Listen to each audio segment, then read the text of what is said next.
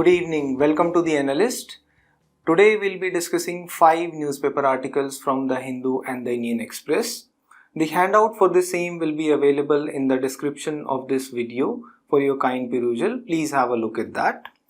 The first article that we'll be discussing today is related to Indo Pacific because the Army Chiefs of India and USA have discussed the significance of this region.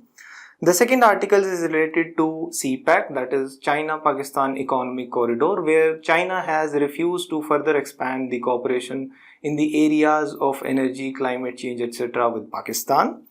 The third article is related to judicial appointments and the delays in the judicial appointments. The fourth article is related to the rights of transgender persons in India, whereby the NHRC has sought the action taken report regarding the steps taken by the government. And the final article is related to copyright infringement, where we'll be talking about the infringement and passing of provisions under the Trademarks Act 1999, as there was a case in the Delhi High Court recently. Now the first article is related to Indo-Pacific. This is important in GS2 in bilateral groupings, agreements and the effects of various countries' policies on India. The context behind it is that China is reclaiming land in South China Sea, and there is cooperation which is required for a collective response to the threats related to security and humanitarian concerns in this region. Now, before moving on, let's talk about the significance of the Indo-Pacific region. Indo-Pacific is a strategic construct, although it is termed as an artificial construct by Brahmachalani, but here there is a centrality of India in this region. India is central to the Indo-Pacific construct because India is becoming a rising economic powerhouse in the region, and even at various dialogues it is observed that Uttaro Yat Samudrasya, that is, India is the land that lies north of the sea.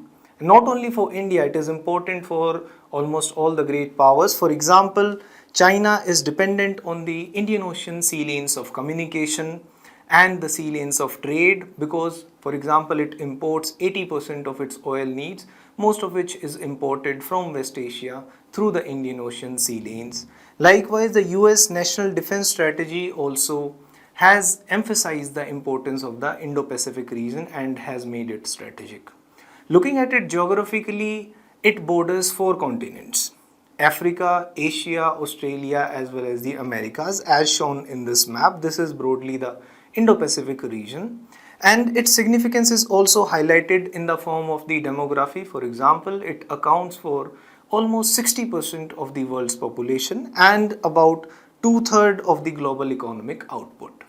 When we talk about the resources available in this region, the marine resources, it has offshore hydrocarbons which can be exploited, methane hydrates, seabed minerals which can be mined, rare earth metals, and it has various coastlines and exclusive economic zones which often become even bones of contention and are disputed between various countries, for example in the South China Sea.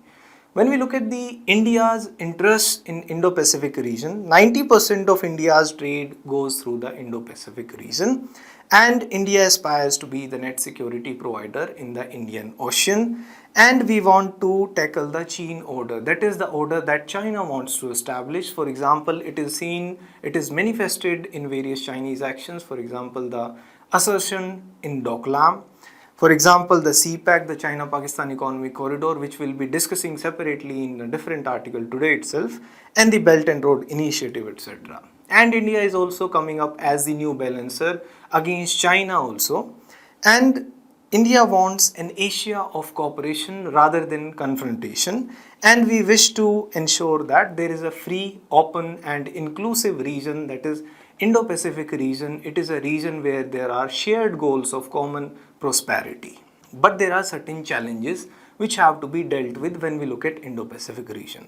One, we have to be wary of being pitted as a front in the US efforts to contain the rise of China. And it is fast emerging even as a theater of geostrategic competition. For example, on the one hand, there are Chinese-led initiatives like SCO, Shanghai Cooperation Organization. Likewise, there are US-led initiatives like Quad also, where India is also a member. And there are newer initiatives like AUKUS, etc. Plus, there are militarization moves by China. For example, China is providing submarines to Myanmar.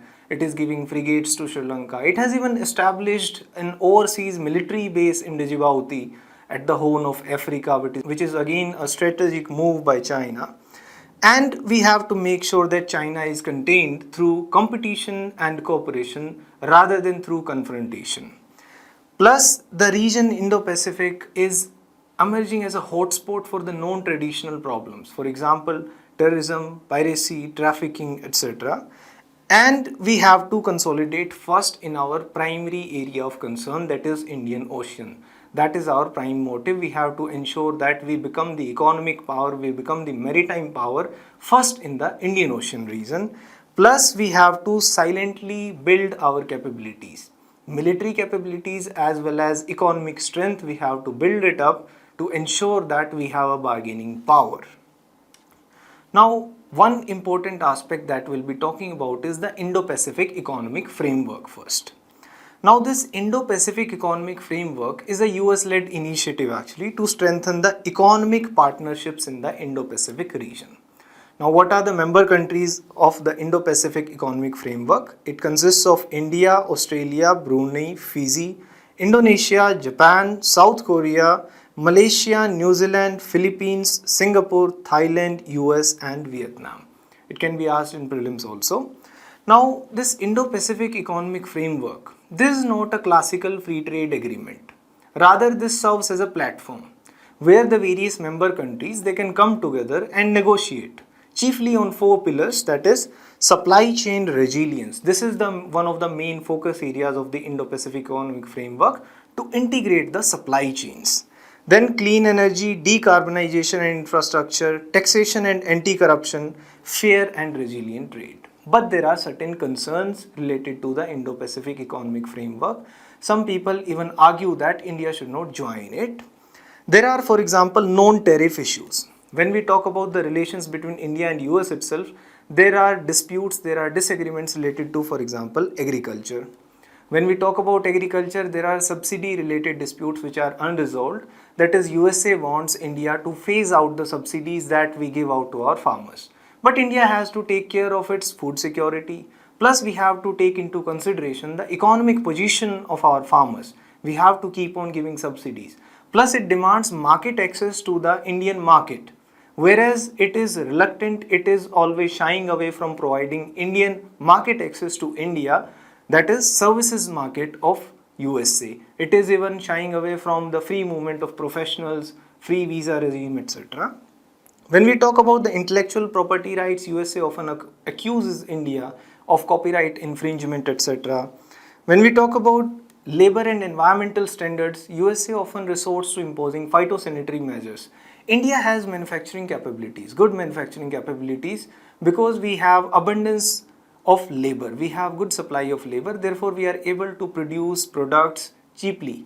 But USA resorts to various conditions, that is environment related regulations and labor conditions, while imposing such non-tariff barriers.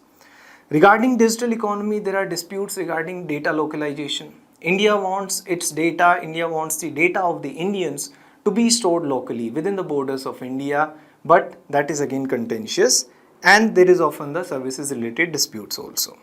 Plus, when we talk about the framework, it is vaguely worded. It is accused that it is going to become US centric in nature in future, and the systemic integration that it is planning to achieve, that is the integration of supply chains, it might leave very little scope for the domestic policies. For example, when there is adoption of GM crops, etc., then there will be little scope for the domestic legislation, domestic policy making for India. Likewise, regarding the regulation of big tech means that is regulation of MNCs like Google, Facebook, etc., there will be little that will be in the hands of Indian legislators. And are we going for a strategic partnership at the cost of economic dependency? That is often also argued. Now, how we can conclude this? Our concluding remarks should be on the line of freedom of navigation, unimpeded commerce, there should be freedom of commerce, and a peaceful settlement of disputes. We always argue that connectivity should be there, but this connectivity should be based on respect for sovereignty and territorial integrity, which should be paramount. And we can say that a unified ASEAN is in our favor, because else Chinese will resort to the policy of divide and rule, and we should favor a multipolar Indo Pacific order where no single power is going to become a superpower. The next article is regarding the China-Pakistan Economic Corridor. This is important in GS2, bilateral groupings, etc., as well as in GS3 regarding the security challenges in the border areas. Now, what is the context behind it? China has refused to expand cooperation in the areas of energy, water management and climate change under CPAC. Because Pakistan is cash strapped, Pakistan is going through an economic crisis, it is facing issues related to current account deficit, balance of payment crisis, etc. And this recent step by China, it is indicating a kind of a strain between the ties of the two all-weather friends till now. Before moving on, let's talk about the China-Pakistan Economic Corridor first.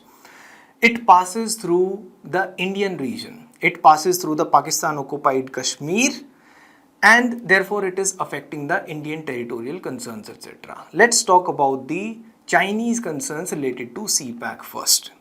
Now, CPAC is the flagship project under the BRI, under the Belt and Road Initiative, because it is the route to the Indian Ocean. Now, Indian Ocean is very important for China because it imports oil, etc. through the Indian Ocean region, and its energy needs are met, and it also gets market access to African and West Asian countries through this route.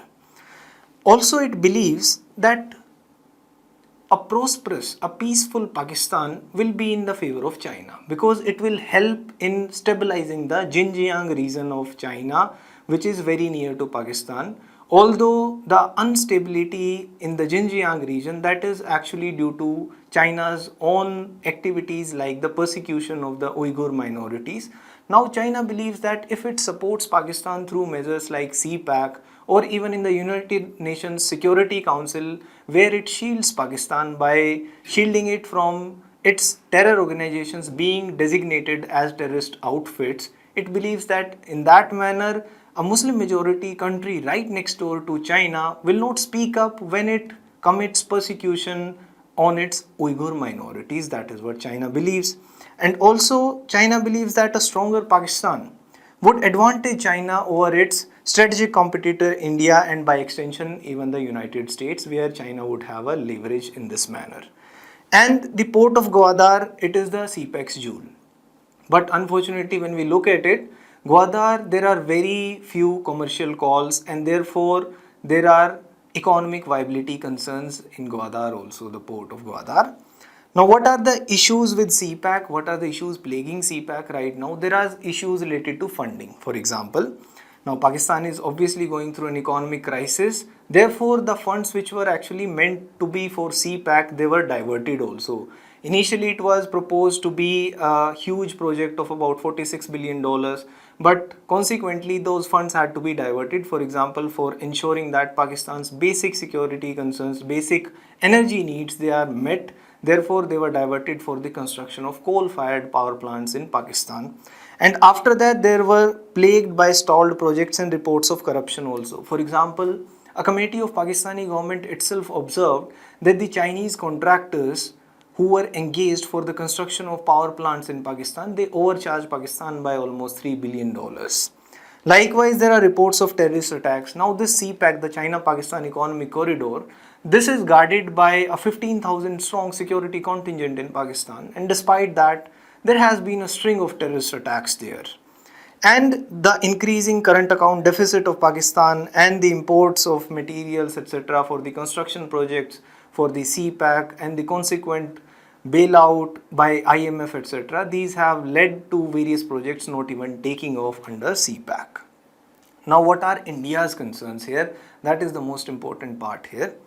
One, it is affecting India's sovereignty and territorial integrity because it is passing through the Pakistan occupied Kashmir, which is an integral part of India. Now, India says that connectivity between neighbors should be there, but it cannot come at the cost of sovereignty and territorial integrity, which are paramount.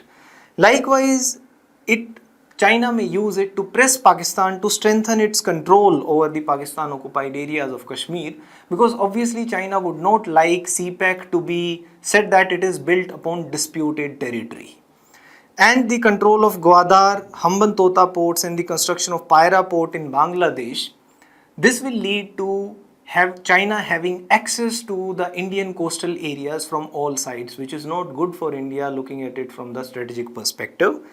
And the Chinese policy of giving excessive credit to its neighbors with the intention of extracting economic or political concessions, that is going to affect the Indian neighborhood. And when the countries are not able to honor their debts, then China extracts various concessions. For example, when Sri Lanka was not able to repay the debt to China, then China ensured that it gets the Hambantota port on a lease for 99 years. Now this will affect the strategic and political calculations of India also. And in future, it will again ensure that China has an edge through the encirclement through the string of pearls strategy over India. That is why India always says that CPEC is affecting the Indian territorial and sovereignty concerns also. Now the third article is related to judicial appointments. This is important in GS2 judiciary. The context behind it is that recently the Supreme Court has observed that 70 High Court collegium recommendations are pending for over 10 months, and now due to this continuous delay, the various aspiring judges, the various aspiring candidates who apply for judgeship, they lose interest and they back out, and in this manner judiciary is losing fresh talent as the prospective shortlisted candidates, they give up due to this delay. Now before moving on to the delay in appointments, let's talk about the basics first, the collegium system in India and the appointment procedure. Judges in India are appointed through Articles 124 and 217. The Supreme Court judges are appointed through Article 124 subclause 2, whereby the President appoints the Chief Justice of India after consulting with such High Court and Supreme Court judges as he deems necessary. And the other judges of the Supreme Court are appointed by the President under Article 124 subclause 2 itself after consulting the CJI and the other judges as he deems necessary. Whereas the High Court judges are appointed under Article 217 by the President after consultation with the Chief Justice of India and the respective state governor regarding the Chief Justice of that particular High Court. And when the judges of a particular High Court are appointed, then the President consults the Chief Justice of India and the state governor and the Chief Justice of that particular High Court. This is the procedure that is written in the Indian Constitution. Now, a collegium system has evolved over a period of time. Before the first judge's case, that is the SP Gupta versus Union of India 1981, there was a total primacy of the executive. The executive had total say over the appointment of judges. Since the first judge's case, the judiciary started interpreting the word consultation contained under Article 124.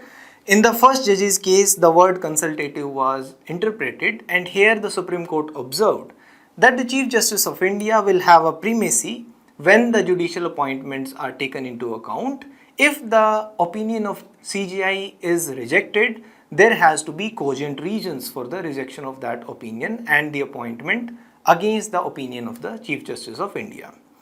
But this was reaffirmed in the second judge's case in 1993, where the court interpreted that the word consultation contained under Article 124, it essentially means concurrence. That is, the opinion of the Supreme Court has to be taken into account. The executive cannot go against the opinion given by against the recommendation given by the Supreme Court. And here the court observed that essentially the opinion of the Supreme Court will consist of the opinion of the Chief Justice of India and two other judges.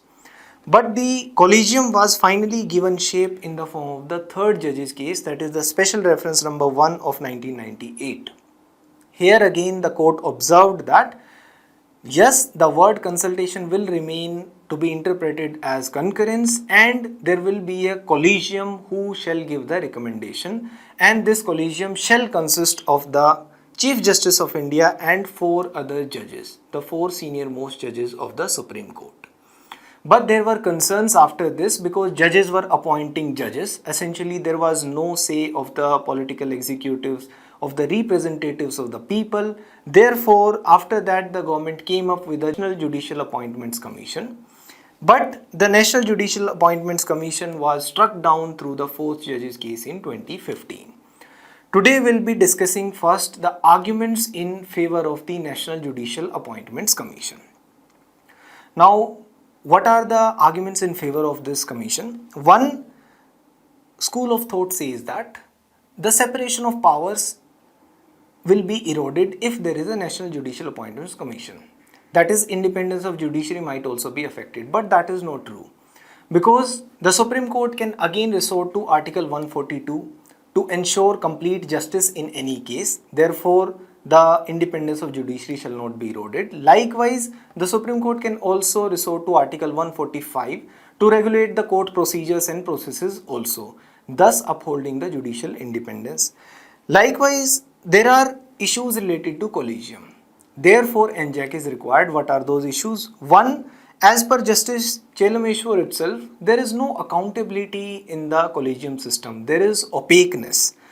It acts like an imperium in imperio because the judges are appointing judges, and even as per the Law Commission 238 report, because the judges are themselves appointing judges, there are instances of favoritism, nepotism, and the so-called uncle judges syndrome comes into picture, where the judges who are appointing the subsequent judges, they are even related in blood also. And there is the argument that Article 74 ensures that the President acts as per the aid and advice of the Council of Ministers. Therefore, when the President is appointing the judges of the Supreme Court, there also the representatives of the people should also have a say as per the Law Commission report. Plus, there is no system of checks and balance because essentially the collegium system ensures that the executive does not have any say at all in the appointment of judges. And the merit versus seniority concerns also come into picture because the collegium consists of the Chief Justice of India and the 4 senior most judges. Here only seniority is given priority, and the deserving judges who are meritorious also, their opinions are not taken into account. Plus, there is an allegation that it even is autocratic in nature. The collegium is autocratic in nature because it is not even a constitutional body. There is no provision under the constitution that such a body should be put into place.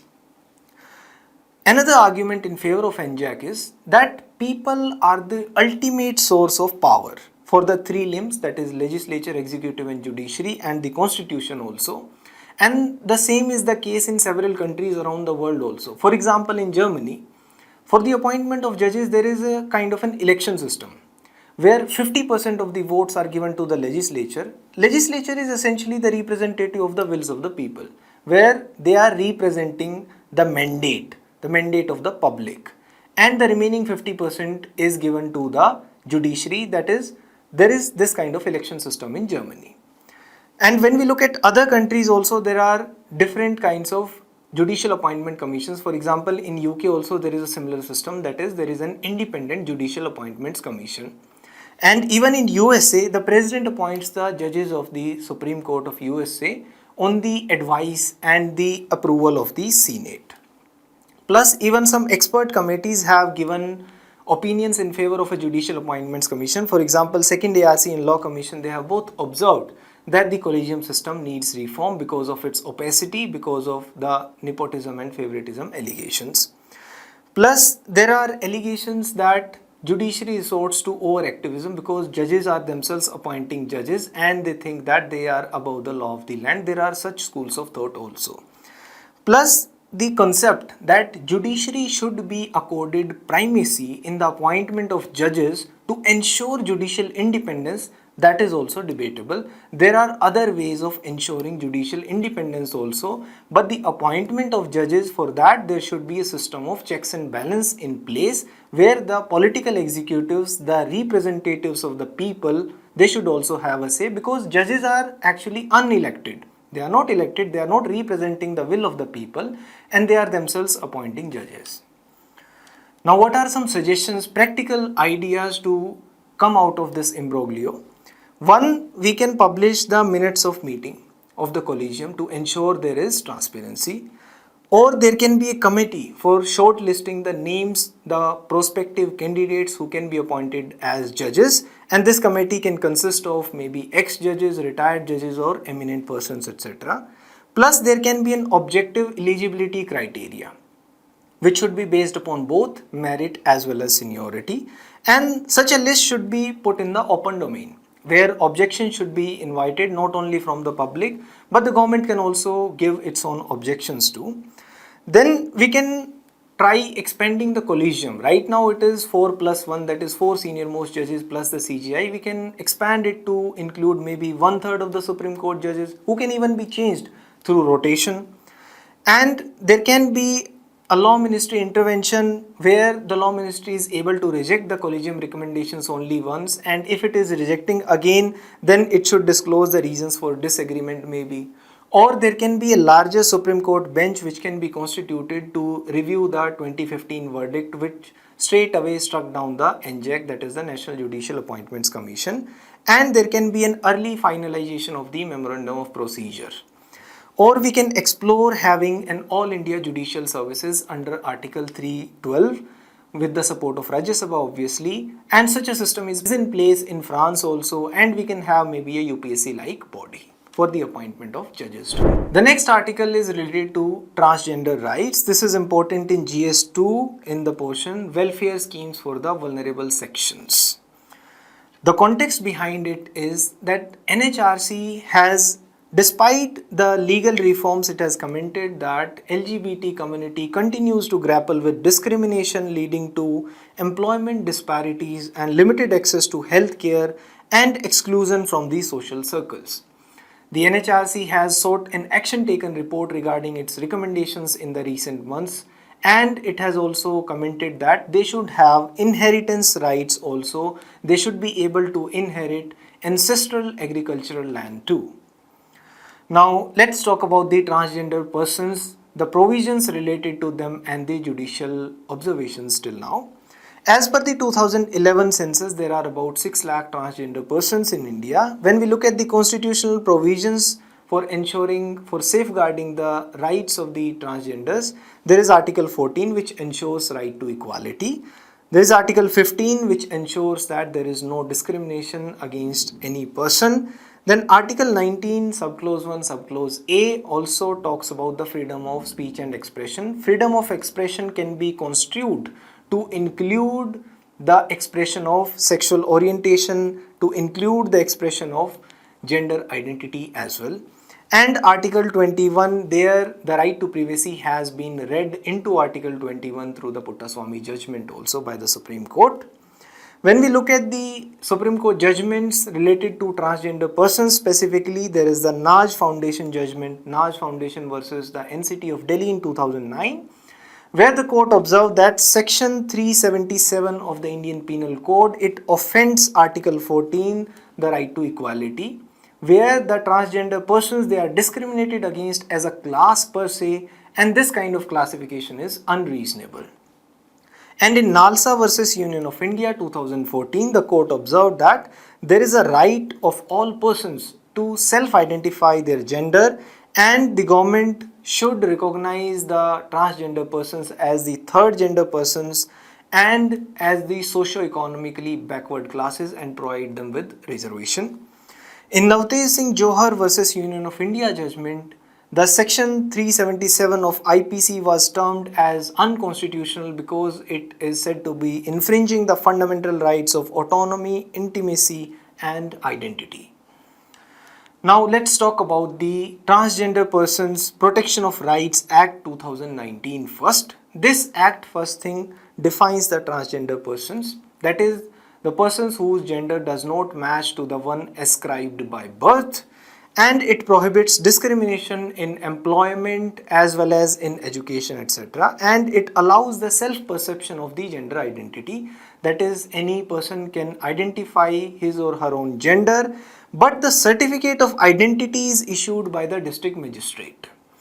And it also criminalizes begging and prescribes offences along with the penalties, and it provides for the constitution of a National Council for the Transgender Persons, The chairman of this council will be the Minister for Social Justice and Empowerment. The functions of this council will include that it will advise the central government on policy making and legislations regarding the transgender persons. It will monitor and evaluate the impacts of the various policies and legislations which the government enacts related to the transgender persons, and it will redress the grievances of the transgender persons.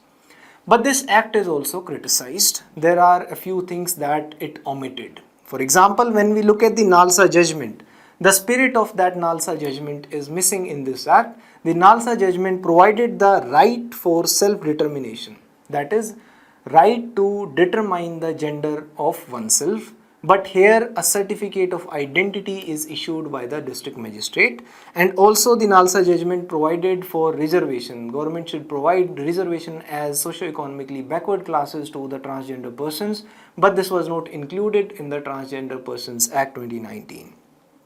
Plus, the act criminalizes begging, but it does not provide any livelihood alternatives to the transgender persons, and also it is silent on the civil rights. Civil rights like marriage, adoption, succession, etc. And the focus in the act, it is more on the trans women. It does not take into account the issues related to gender queer, intersex, trans men, etc. And the punishment that is accorded for sexual assault of the transgenders, that is also less, that is only 2 years, whereas when we look at the punishment for rape, etc., that is 10 years as per the IPC.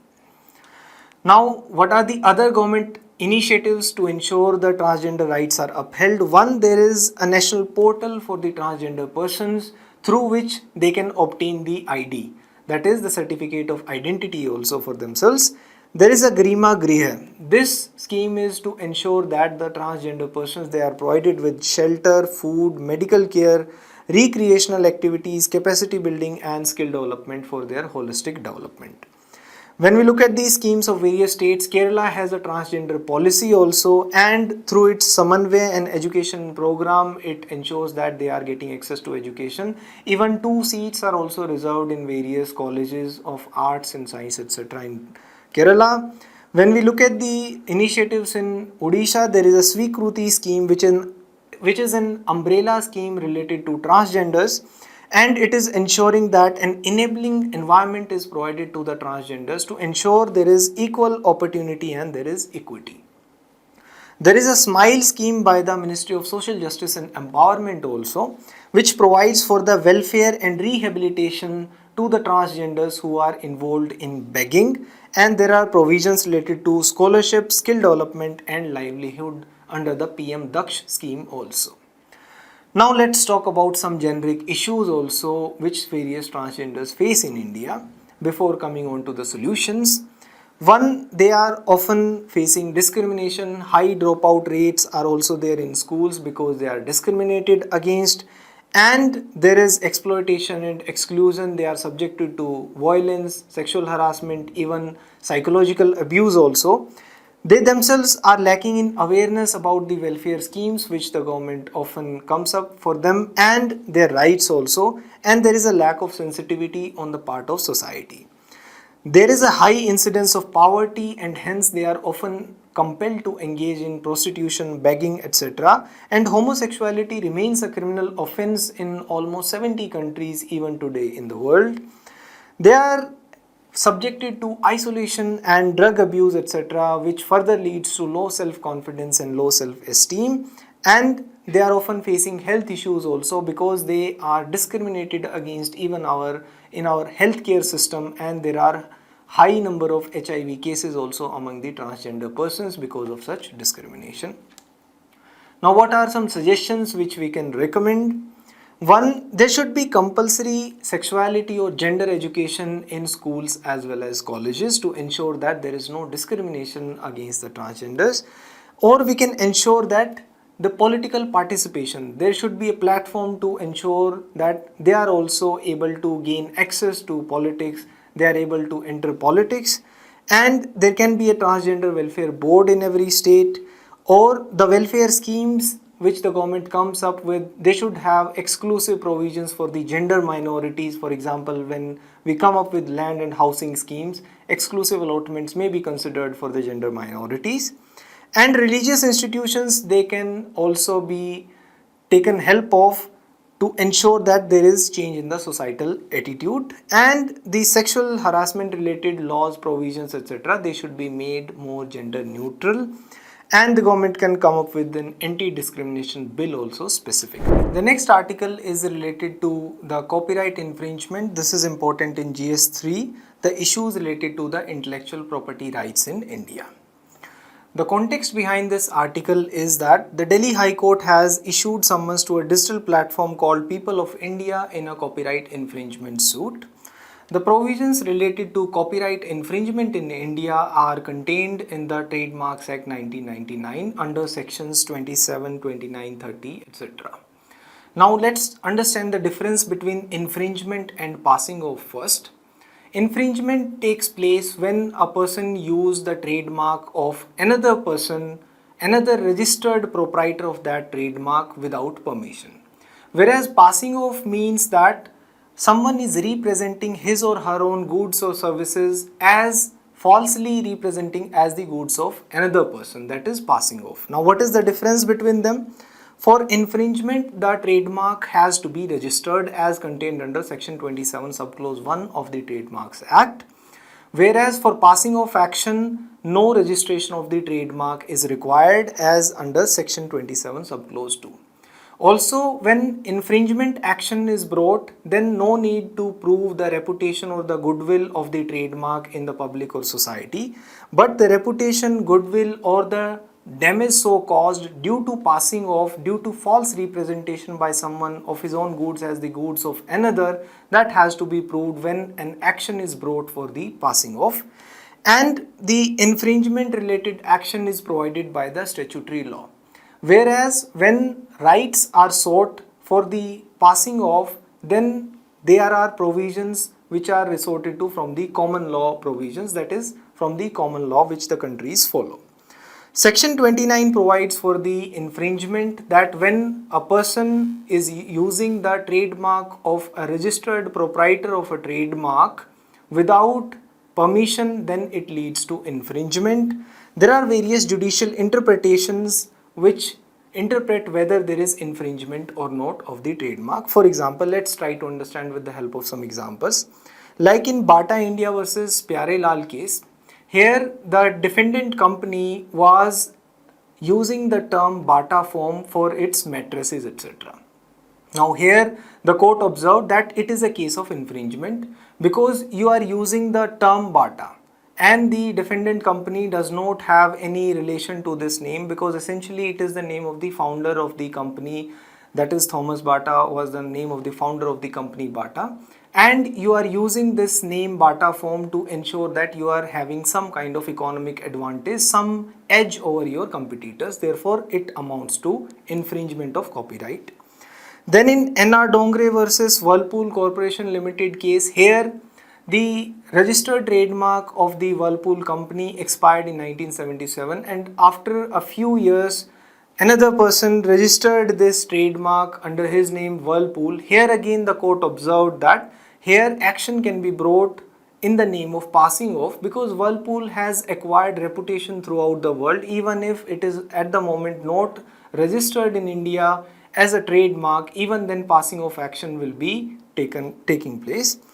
Then in Cadila Healthcare versus Cadila Pharmaceuticals case, here again the court observed that when the names of two medicines they are deceptively similar, then again this is a case of copyright infringement, because deceptively similar names where the public cannot easily identify, cannot easily differentiate between two different products, this will also be treated as a case of copyright infringement. Thank you.